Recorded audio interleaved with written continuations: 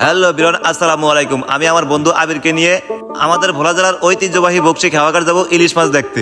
তো ইতিমধ্যে চলে আসলাম আমরা মায়া নদীর ব্রিজের উপর। ভিউটা খুব সুন্দর, তাই একটা ভিডিও করলাম।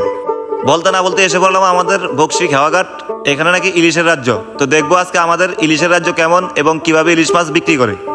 আমরা সর্বপ্রথমে গেলাম একটা আড়তের সামনে, দেখলাম যে আড়তদাররা খুব সুন্দরভাবে ডাকের মাধ্যমে ইলিশ মাছ বিক্রি করতেছে। আমি অনেকক্ষণ পর্যন্ত ওখানে দাঁড়িয়ে দাঁড়িয়ে দেখলাম। দেখার পরে একটু সামনে গেলাম। সামনে যাওয়ার পরে দেখলাম অনেকগুলো বড় বড় ইলিশ মাছ। মাছগুলো দেখে আমি হঠাৎ দাঁড়িয়ে গেলাম। তারপরে একটা মাছ হাতে নিয়ে বললাম যে ভাই, এই মাছটার দাম কত হতে পারে? আড়তদার ভাই বললো এই মাছটার দাম 3000 টাকা। তারপর আমি ওখান থেকে 2 পিস মাছ কিনলাম মাত্র।